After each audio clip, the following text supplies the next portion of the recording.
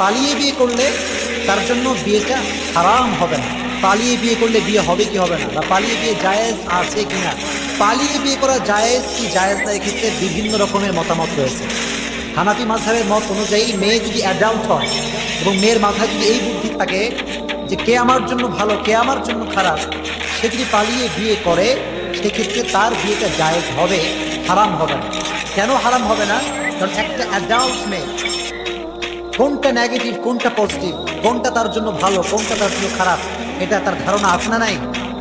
তো সেক্ষেত্রে উনি বলেছেন যে পালিয়ে বিয়ে করলে তার জন্য বিয়েটা হারাম হবে না। তবে এই ক্ষেত্রে অন্য ওলামার মধ্যে মতামত রয়েছে যে এই বিয়ে জায়েজই হবে না, কারণ এই বিয়েটা হয়েছে আব্বা আম্মার মত ছাড়া।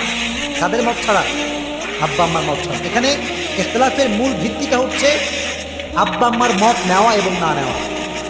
যেমন আবু হানিফা রাহমাতুল্লাহ আলাইহি বলেছেন আব্বা আম্মার মত যদিও এখানে নাই, তবে মেয়েটা হচ্ছে অ্যাডাল্ট, বালেগা, ভালো মন্দ বোঝার তার ক্ষমতা আছে, এজন্য সে বিয়ে করলে বিয়েটা হবে।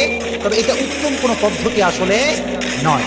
আর একটি মতামত হচ্ছে এই যে আসলে আব্বা আম্মা অনেক কষ্ট করে মানুষ করেছে, কষ্ট করে মানুষ করেন নাই, এজন্য বাবা মার একটা হক আছে না নাই? জোরে কোন আছে না নাই? এজন্য আব্বা আম্মার হক নষ্ট করা যাবে না। অনেক ওলামা একরাম বলেছেন যে আব্বা আম্মার মত ছাড়া বিয়ে করলে তার বিবাহ হতে পারে